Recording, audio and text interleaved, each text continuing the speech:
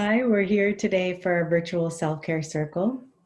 My name is Mona Fatia. I'm the intercultural counselor at Mohawk College. I'm Kristen Shoemaker-Johns, and I'm the Indigenous Cultural and Student Services Coach at the Fennell campus. And I'm Shanna Drew, Indigenous Counselor for all campuses. We're here today to talk about the inner critic, internalized racism, and how we can use fasting as a way to quiet those voices. The inner critic is something that kind of exists within each of us. It seems to be that each of us has these streaming thoughts that run through our minds. And sometimes those thoughts can urge us to do things that are difficult, but sometimes those inner voices can really be a critic. They can really criticize us in a way that is insulting, cruel, and hurtful. Our inner critic is often something that we have internalized, a voice that comes from maybe an earlier caregiver that we had, or a parent, a partner, a sibling, a boss, a friend, or just someone that was difficult and impossible to please. The kind of messages that they gave us seem to get stuck inside of our minds, and we can tend to repeat them to ourselves over and over again. You may think that the inner critic or these critical voices are a sign of love, but often they are actually causing a lot of pain. Instead of motivating us to change and avoid mistakes, they can often feel quite paralyzing. One way to change this inner critical voice can be to ask yourself, has this cruel or critical voice ever really helped you change in a way that's positive? And when you maybe reflect on it, you'll see that that critical voice doesn't really seem to help you feel better. It kind of just brings you down and keeps you in a dark place. One way to combat that inner critical voice is just to think of the other voices that exist in your life. The voices who are positive, who actually appreciate and accept you for who you are. And it can be helpful to maybe begin to fill your head with those voices. How do those people see your capacity? How do those people love and respect you? And maybe you can kind of, in a way, turn up the volume of those other voices and learn to just, over time, gradually turn down that critical voice. So we look at fasting as a way of helping us manage this internal voice. Fasting is intentional prayer and reflection on a specific question or problem or circumstance you wish to find answers for. So fasting has been explained to me by my elders that by removing food and water for a period of time helps us to remove our predominant tendencies to be physically driven, as it shuts down to preserve itself and allows our spiritual state and abilities to emerge to the forefront and have that as the predominant driver. So it quiets our mind and allows our spirit to be louder. There are fasting ceremonies you can do with an elder where they take you out onto the land for a period of time, away from other distractions and people. These are often 4 days or more and involves abstaining from both food, drink, and water. And as you become practiced, you can also do your own on a smaller scale. I would never suggest you go out onto the land by yourself without an elder or caretaker to check in on you. This is very dangerous. But what I mean is fasting for a day at home or for a few hours of the day. But if you've never fasted before, feel called to it, no matter what, please seek out an elder to help you to do so safely. And once you learn and are more practiced, you may come to a point where you can do smaller ones on your own at home. These smaller fasts, you can choose to fast from water or food or both. In some cases, people will also choose to fast things like their dancing or their drumming for a year, depending on what they are looking for, and sometimes they do it out of grief as well, and as a letting go process. In both cases, you make your commitment to the fast with a tobacco tie.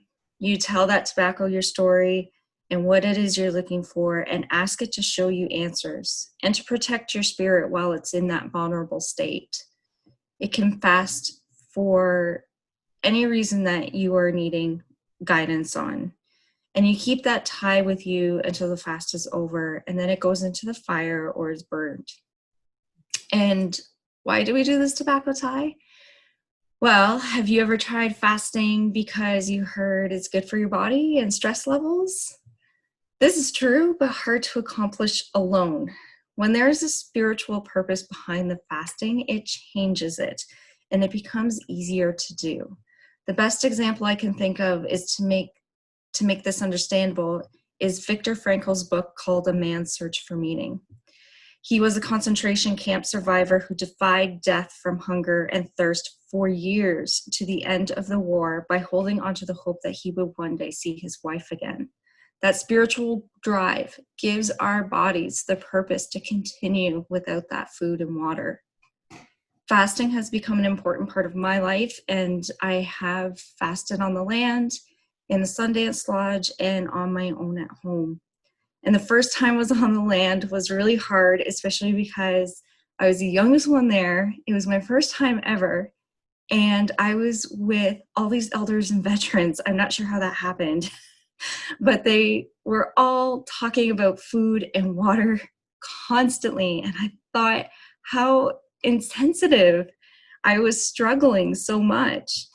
But by the second or fourth round in Sundance, I was doing the same thing. I wasn't missing it so much, but I had a deepened appreciation for the good things to eat and drink. And by talking about them actually gave me joy and strength. I am careful about doing that around the first timers though.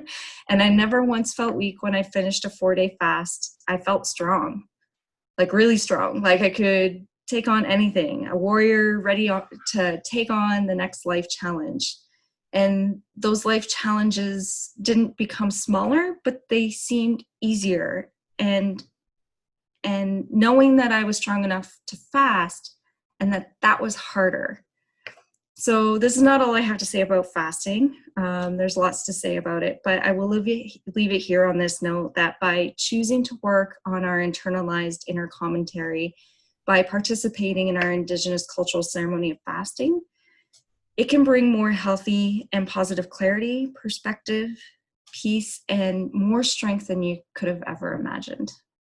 Okay, so I'm going to kind of talk about the two things combined from Mona and Kristen, especially around the inner critic and internalized racism, because I think we're seeing and have seen for historically ever a lot of negative things in the media about Indigenous people, from 1492 Lambeck Lane to Mi'kmaq in Nova Scotia and their lobster fishing, and Justice for Joyce, which has just happened this weekend, this Indigenous woman who was murdered while seeking healthcare. We see these constant messages, negative messages from society around who Indigenous people are and what we have rights to, how human we are, and things like that. It takes an incredible internal toll on us.